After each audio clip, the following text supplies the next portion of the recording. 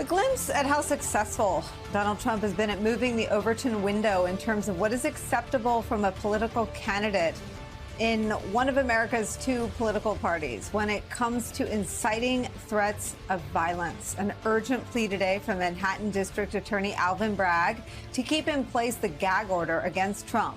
Prosecutors asking Judge Juan Merchan to extend much of the gag order imposed on the ex-president in that hush money election interference case. Bragg's team argues that Merchan no longer needs to enforce the ban on statements about trial witnesses, but they do ask that the gag order remain in place when it comes to jurors, prosecutors, court staff, and their families. They note that Trump's request to lift the gag order is filled with what we on this program might describe as nonsense from their perch on Earth 2. Quote, the people note that defendant's motion once again includes a number of categorically false accusations. For example, the defendant claims that the DA is acting in concert with the defendant's electoral opponent and an unspecified cast of associates in an effort to restrict the defendant's speech at an upcoming presidential debate. The defendant offers no factual basis for this assertion, and there is none. The claim is a lie. The reason for why the gag order should stay in place to protect the jurors will sound familiar to anyone who has followed this case. For any of Trump's cases, or really any story that involves Donald Trump over the last 9 years, prosecutors say that although the, quote, defendant asserts through his counsel that he has no intention of making extrajudicial comments regarding the service of individual jurors, that promise does not amount to anything, given that the criminal defendant in question is Donald Trump. Quote, the defendant's singular history of inflammatory and threatening public statements includes attacks on jurors and other proceedings. Since the verdict in this case, the defendant has not exempted the jurors from his alarming rhetoric that he would have, quote, every right to seek retribution as president against the participants in this trial as a consequence of his conviction because, quote, sometimes revenge can be justified, he said. Prosecutors also asked that the gag order remain in place for court staff and prosecutors, citing an avalanche of dangerous, violent, often racist threats against the court and members of DA Alvin Bragg's team. 61 actionable threats in April, May, and June of this year alone, not to mention nearly 500 threatening emails and phone calls since April. An affidavit from an NYPD officer reveals this, quote, threat cases were also logged for a post showing sniper sights on people involved in this case or a family member of such a person, and a post disclosing the home address of a DA office employee. Another of the threats logged on April 15th, 2024 was a bomb threat to the residences of two people involved in this case. April 15th was the first day of the trial in People v. Trump. The ongoing battle to curb the ex-president's dangerous rhetoric as he tries desperately to discredit his conviction in New York is where we start today with some of our favorite reporters and friends. MSNBC legal correspondent Lisa Rubin is here. She was at the courthouse for the hush money trial. She's covering the story for us today. Also joining us, former top official at the Department of Justice, MSNBC legal analyst Andrew Weissmann is back, and the host of Politics Nation right here on MSNBC, the president of the National Action Network, the Reverend Al Sharpton is here. Lisa Rubin, I start with you. Your reporting is harrowing. I'll read some of it.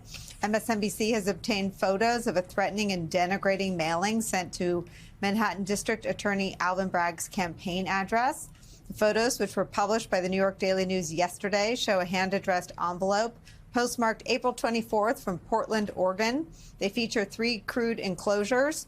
First features a cut of Bragg's face with the word moron sprawled across his forehead as pasted next to a noose, and a hand-drawn smiley face directly underneath. This is what Alvin Bragg wakes up to, goes to the office and is greeted by, goes to sleep to. And we searched high and low. We didn't find any reaction at all from anyone in the Republican Party. And that was sort of the point about how numb a lot of people have become to this very real threat of violence.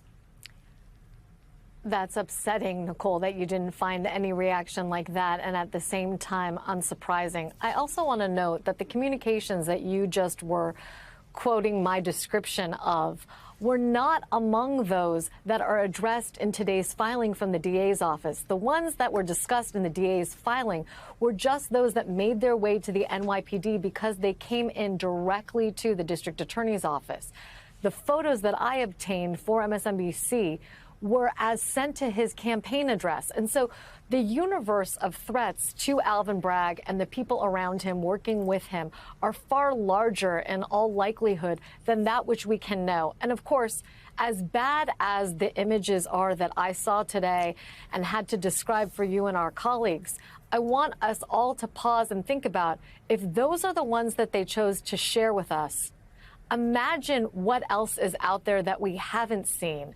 I did make a request to my source. Are there any emails, for example, that you can share with me that were sent to the campaign that might help give some more color and life to the threat environment in which the DA has been living? And the answer was, not that I can share with you. These are just so upsetting to everyone who has received them and everyone who has lived with them. And so as difficult and painful as it was to commit that description to writing for you and our colleagues, I am left thinking about what else has been sent to the DA, both through the campaign, through his official office, in the form of things like those bomb threats. What did they sound like? What did people say? Or the sniper images that are referred to in the filing. The amount of violence that has been targeted at the Manhattan District Attorney and his career staff as a result of their vowing to follow the facts and the law without fear or favor is just staggering. I mean, Andrew Weissman, I wonder where they would get the idea to attack Alvin Bragg. Oh, wait, watch. Here's Jesse Waters, Greg Gutfield, Tucker Carlson. Look what they had to say about him.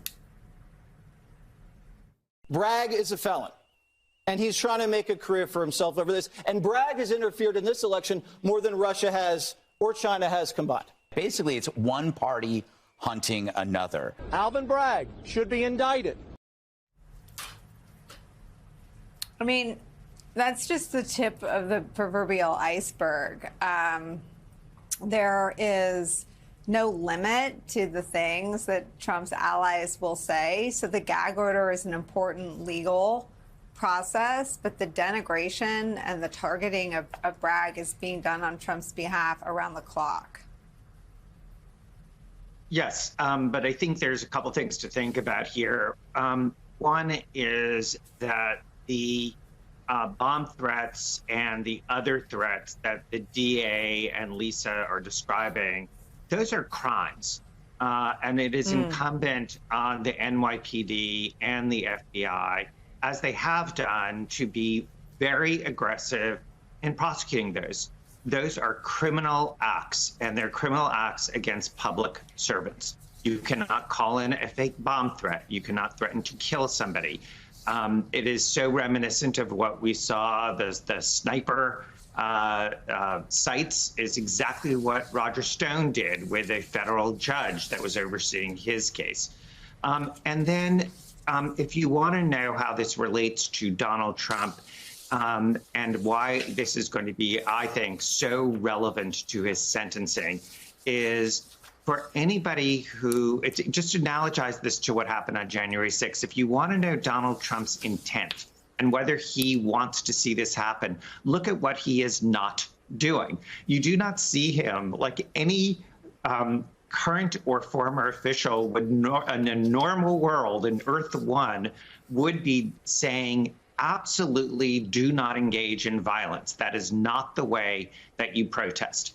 That is what you would expect to have heard on January 6th. That is why you have the D.C. federal case that is currently being held up by the Supreme Court, is you have Donald Trump doing the exact same thing, which is if you want to know whether this is carrying out what he wants and his intentions, look at the fact that he is not lifting one finger or saying one word to say that this is wrong. Obviously, your point that all of his enablers are doing the same thing and creating this environment.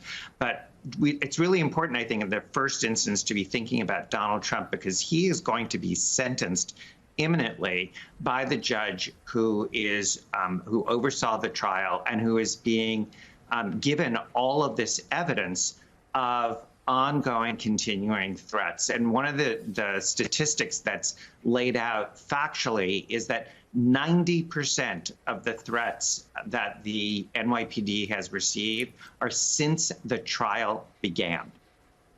So this is all before Judge Merchan, and he is going to be able to consider what the defendant has done to foment this environment and what he has done to do anything to diminish the risk of harm to people who are public servants.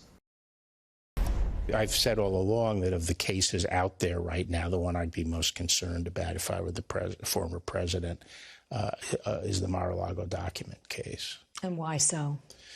Well, because it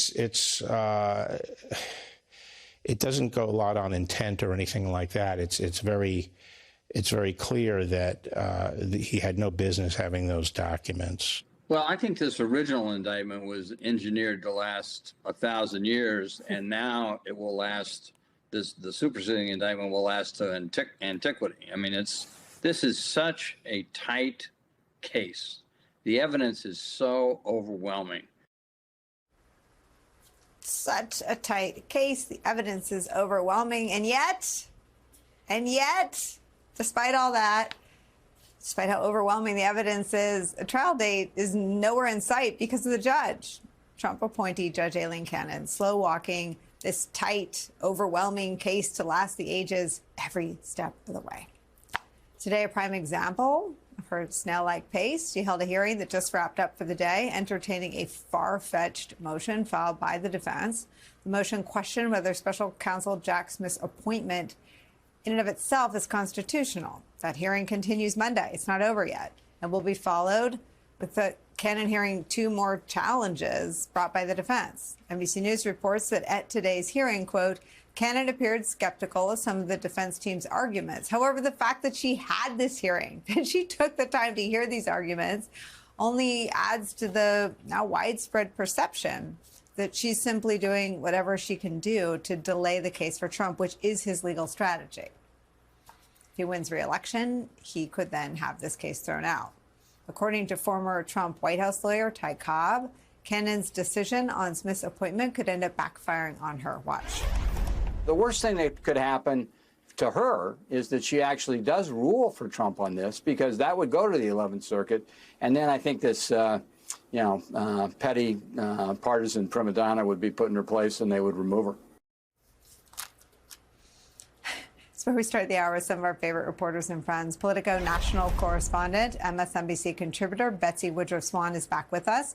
Plus, former lead investigator for the January 6th Select Committee, Tim Hafey's here. And MSNBC columnist and contributor Charlie Sykes is here. So, Betsy, just remind everyone who Ty Cobb is in the Trump story. He's not a Democrat. He's not a liberal. He was Trump's lawyer. And his characterization of Judge Aileen Cannon is among the harshest I've heard. That's right. Ty Cobb was the lawyer representing the White House during special counsel Robert Mueller's probe. He worked in the White House. He worked very closely with Trump.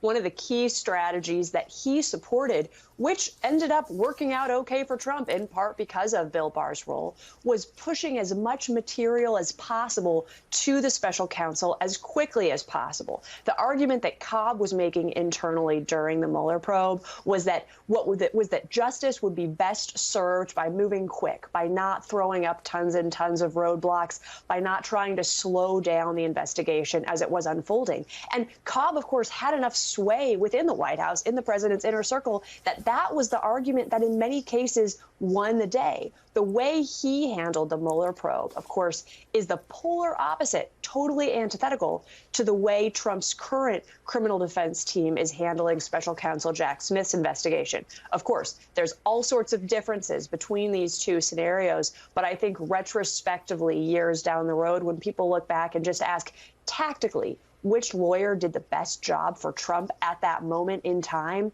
Ty Cobb is going to look pretty good from a strategic standpoint. The fact, of course, now that he's coming out so vociferously, so adamantly against Trump's behavior and Cannon's management of this case really speaks volumes. Tim Heaphy, we shouldn't have to reach for Trump allies to verify what we can see with our own eyes, but I do. So I'll cop to that and I'll own that. But what's instructive is that Trump is a master at disorienting us with things we can see with our own eyes, right? Facts that aren't in dispute. And so Bill Barr is instructive in saying, yeah, I read that indictment and that what he took is not in dispute, that he took it is not in dispute, and that he obstructed in a very sort of bad cop movie kind of way the government's effort to get back into its possession state secrets, national defense information. That was all caught on tape too. Talk to me about what a judge, any judge, Trump appointed or otherwise, could see so differently.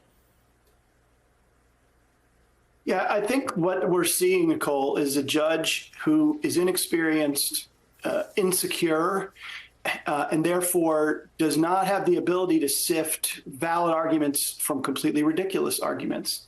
You know, I won't go as far as to say this is an intentional effort by the judge to help the man who appointed her, but it is the sign of a judge who does not have the kind of experience, the kind of instinct to sift what is meritorious from what is not. Judges are besieged in cases, actively litigated cases like this, with all manner of motions, of pleadings, some of which really matter and some of which don't. And 99% of the judges around this country have the ability to say, this one I can get rid of quickly on the papers. I don't need a 2-day argument to evaluate whether or not it is constitutional for the special counsel to be appointed, when judge after judge after judge who has litigated that issue, not just with respect to Jack Smith, but other special counsels, has found consistently that it is permissible for the department to use special counsel. What we're seeing here is a judge who had 4, I think, criminal trials since she was appointed. She did not have a long track record as a litigator even before she was appointed, and her instincts are poor, and they're forcing her to entertain these ridiculous arguments that really don't merit the time that they're spending. And the net result is delay, and justice deferred, justice delayed, really prejudicial for the special counsel, but also for the people of the United States who have a big decision to make. Maybe I want to associate myself with your refusing to go that final step, but I struggle because incompetence should be blind, right? Incompetence should harm all sides equally. And the truth is, Judge Aileen Cannon's conduct has only harmed Jack Smith. Yeah, absolutely right. No question. That's why so many people say, well, there must be some sort of nefarious motive here because her incompetence is favoring one side.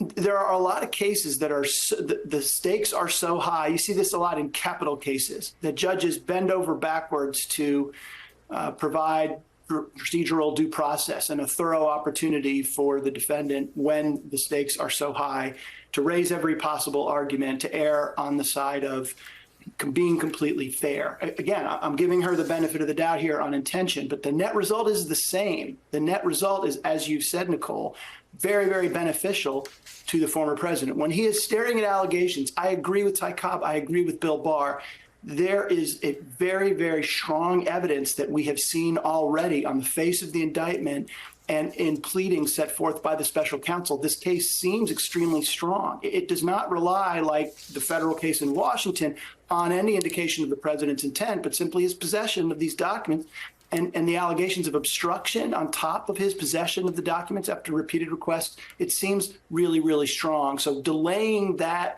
adjudication of that strong case, really prejudicial to the United States. Charlie, let's go back to the strength of the evidence. Here's, what basically amounts to the crime being carried out on tape. These are the papers. This was done by the military, given to me. I think we can probably, right? I don't know. We'll have to see. Yeah, we'll have to try to figure out See, as president, I could have declassified it. Now I can't, but this is classified. Now we have a problem. Isn't that interesting? Yeah. It's so cool. I mean, it's so, look, her and I have And you probably almost didn't believe me, but now you believe me. No, I believe it's you. Incredible, right? No, hey, bring some Cokes in, please. So there he is, holding the gun. I know it's a gun. I know I can't shoot the gun, but hey, staffer, can I shoot it? I mean, basically on tape, carrying out all the elements of the crime. Well, and you have the audio tape. You also have the videotape. And this is why it is so important to do what you did earlier, which is to say that this is not a partisan Democratic hit job. You know, when you have Bill Barr, when you have Ty Cobb talking about how solid the evidence in this case is, this is a very, very straightforward case. And, you know, Aileen Cannon has turned out to be who we thought she is. You know, I mean, I agree with Tim, but it is interesting that the nicest thing you can say about her, the strongest defense you can make is that she's incompetent. The strongest defense you could make is that she's an inexperienced judge in over her head and cannot make a decision, because the alternative to that is a judge who is so in the tank for Donald Trump that she's willing to, in many ways, embarrass the court. You know, and I know that you talked about this New York Times report earlier this week, which is extraordinary on so many levels. The report that the senior judges, you know, basically took her aside and said, Judge Cannon, probably you should not sit on this case. This is not a good idea. It is not. The optics are bad. There are alternatives. The fact that they thought that it was, you know, appropriate for them to urge her not to take the case is one thing. The fact that this story is actually out there, that it was reported, that there are judges who apparently have told this story, is also extraordinary and an indication of just how embarrassing her performance has been in this case, because you will very, very rarely read stories about what federal judges said to other federal judges. That is also not normal at all.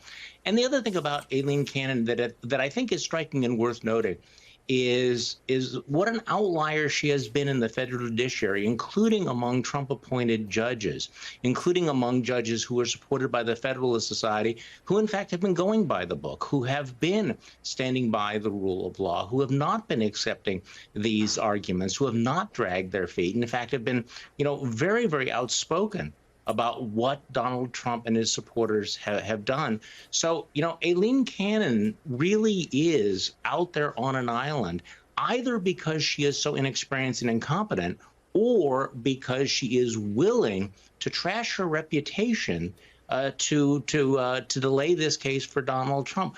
Either way, it's not a pretty picture. We're back with Lisa, Andrew, and Rev. Andrew, it's a remarkable journey that we even get to talk to you and have you in these conversations where politics comes up, right? We covered you on the Mueller team. I mean, before that, you were covered. Your lawyering was covered. The Enron case and in other legal situations. But now you cannot be part of these conversations of our live coverage of the trial without covering Trump as a candidate, because Trump as a candidate understands that conviction is lethal with independent voters. It's even coming up for him. It's surfacing in Fox News polls. It's got him raging against Fox News, who he's angry at, I guess, for not cooking their polls. But that's too far down the Earth 2 pipeline for me to really untangle. What is your sense? I mean, the legal system doesn't exist to be a part of our political system, but Trump's constant efforting to sort of shove it through his campaign efforts seems to strain it. What are your thoughts about this? So I don't mean to sound terribly highfalutin, but I'm going to tell you a story. When I was just starting out as a lawyer, Roger Baldwin, who was one of the leaders of the ACLU, the American Civil Liberties Union, gave a speech, and he said, you know, it doesn't matter what you have on the books in terms of statutes and what's in the Constitution if it's not in the hearts of men and women who are citizens, and it's not something that's ingrained in what we believe. And I remember at the time just not understanding. I was like thinking, wait a second, if it's in the Constitution, if we have a statute, it's like that's bedrock. And I think that what he said has just resonated so much with me these days, because, you know, our legal system, you know, has not fared all that well in terms of holding for the first time a president or former president to account.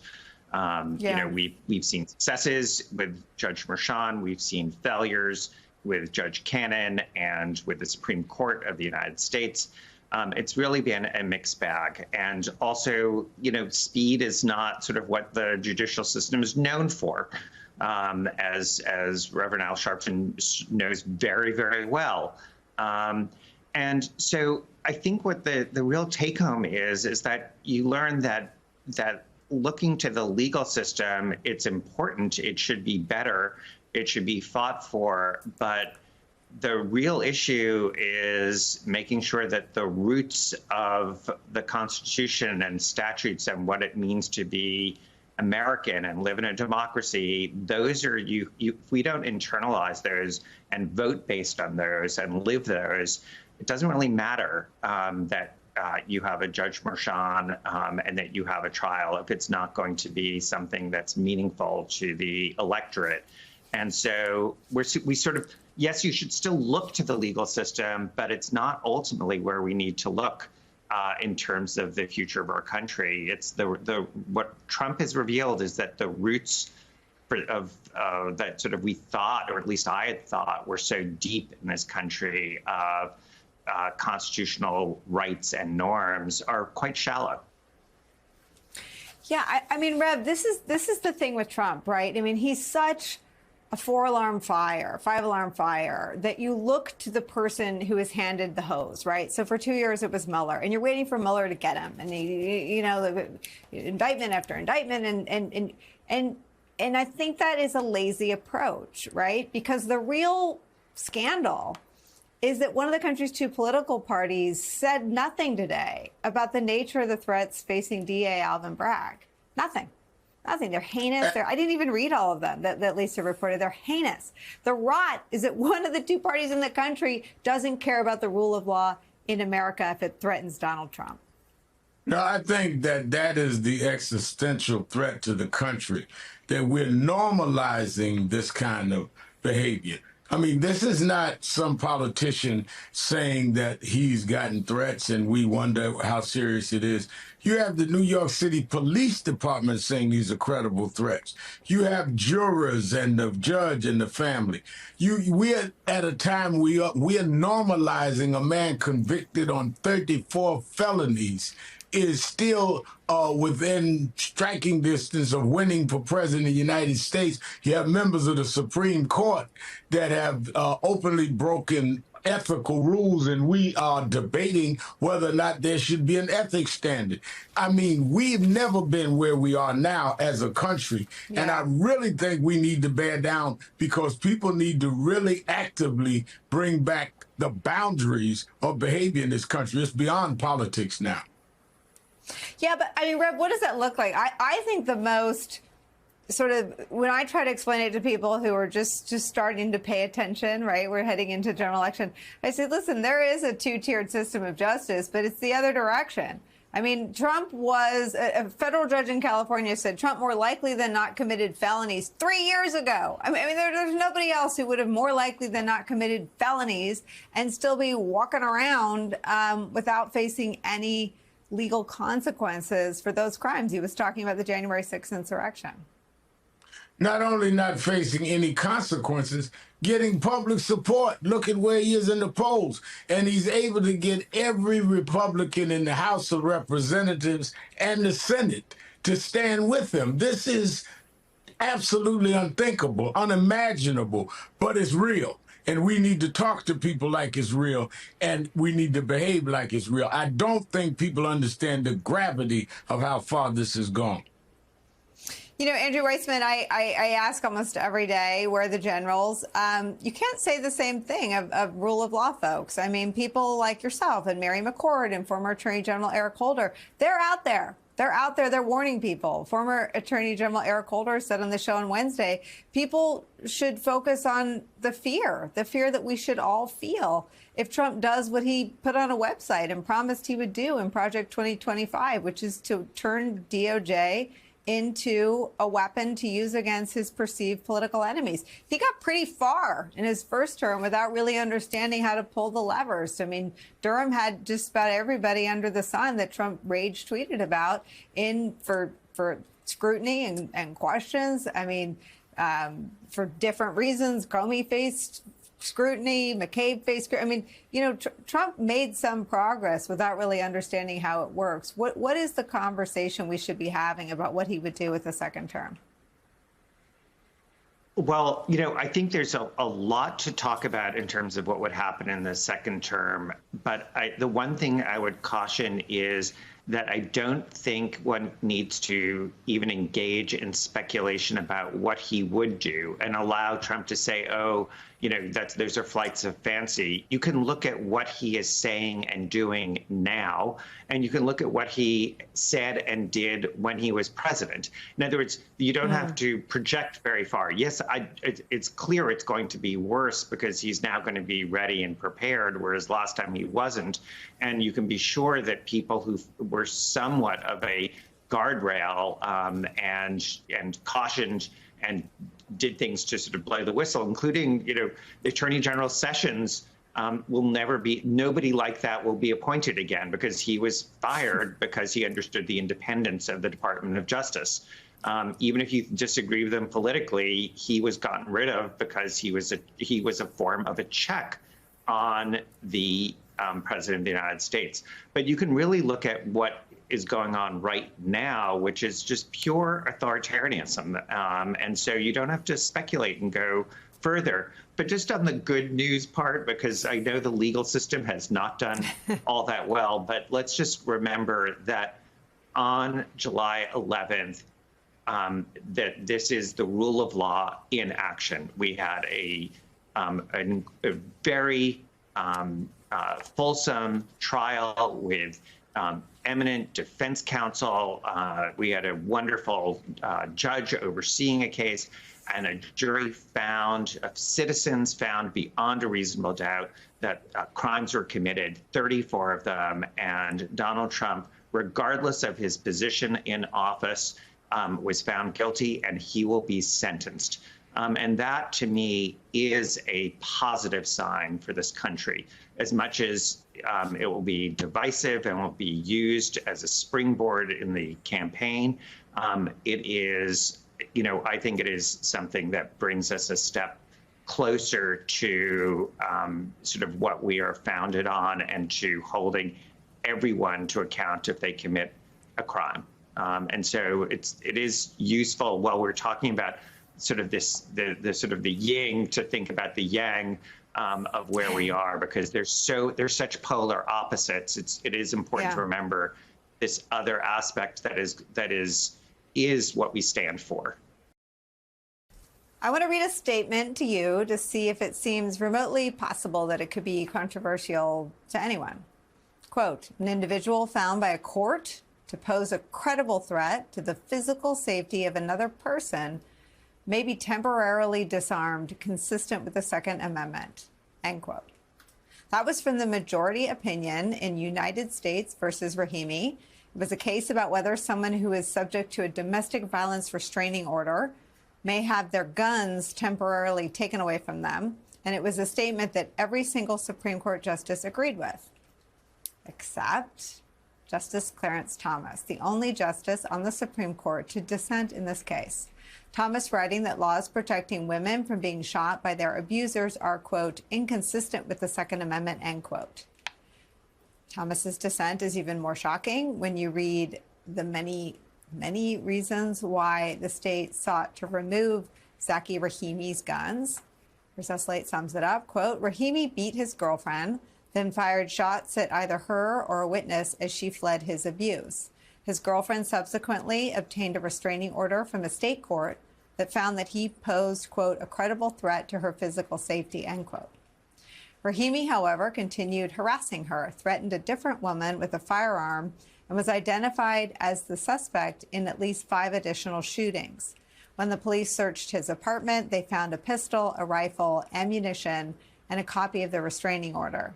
In a statement reacting to today's decision, a senior Biden campaign advisor tells NBC News this, quote, no American should overlook the startling reality behind today's decision. Protecting domestic abuse survivors from gun violence should never be a question, but the fact that it even had to be considered shows just how extreme Donald Trump and the gun lobby are. Let's bring in former U.S. Attorney, former Deputy Assistant Attorney General Harry Litman. and the founder of Moms Demand Action, Shannon Watts. Shannon, a huge victory. I think unless you've stuck your nose in this part of gun violence, I think most people don't always appreciate that most women who are murdered with guns are murdered by people they know. It is very, very difficult for our system to protect women from domestic abusers. A lot of the measures are temporary. This is a huge, huge, huge step forward in this majority opinion today. It is a step forward, and I'm very glad about the outcome. It will protect countless women and children from domestic violence. As you said, about 2/3 of domestic homicides in the United States are committed with guns. About 70 women are shot and killed by a former intimate partner or current intimate partner every month. About 20% of all violent deaths are by intimate partners. They also involve children and family members. And here's a statistic that's really astounding. Homicide is the leading cause of maternal death in the United States, most of it with guns. So the idea that we're going to remove guns from someone who is subject to a restraining order is common sense, and it's been a long-standing federal law in this country for a long time. And in fact, Moms Demand Action volunteers have gone state by state, and now 30 states have broadened the definition of domestic abuse, or they've made sure that police can confiscate those abusers' guns. But because Donald Trump was able to appoint right-wing extremists to the Fifth Court of Appeals, to the Supreme Court, a case that, as you said, never should have been heard. When we talk about Zacky Rahimi and who this man is, not only did he threaten a man with a gun who saw him shove his girlfriend, he then threatened his girlfriend with a gun. He then opened fire twice due to road rage. He opened fire on someone who posted negatively about him on social media. And then he opened fire in the parking lot of a Whataburger. This is a man who shouldn't have a gun, whether he's an abuser or not. And yet the Supreme Court, and in particular Clarence Thomas, this originalism would argue that he and that felons and domestic abusers and all kinds of people should have easy access to guns. And it's incredibly, incredibly dangerous regardless of today's outcome. So, Harry Litman, with that in mind, what do we learn about Clarence Thomas today? Well, he had a certain consistency. Look, this opinion was cleaning up a self-inflicted error by the court 2 years ago in the Bruen case. And that's where Thomas said, unless you have something directly on point from the original list period or the regulation of guns in the country, you can't regulate. And here there wasn't any history for understandable and irrelevant reasons, sad reasons, really, of regulating domestic offenders at the time. It was a case that had to go the way that it went. And Thomas's adherence to what they said in Bruen really just shows the rigidity of the way he approaches the Constitution. 8 said something else, but they said different things among them, 6 different things among them. And this is going to play out not just in guns, but in all their cases involving originalism for, I think, years to come. But Chief Justice Roberts and the majority said it has to be relevantly similar, the regulation, and you can come up with relevantly similar regulations that we used to do, any sane society would do. But now take that question and think about, for example, gay marriage. Is that relevantly similar to marriage as it used to be, or abortion? That test and the different variants of it, the different justices expressed, is really going to play out over the next several years.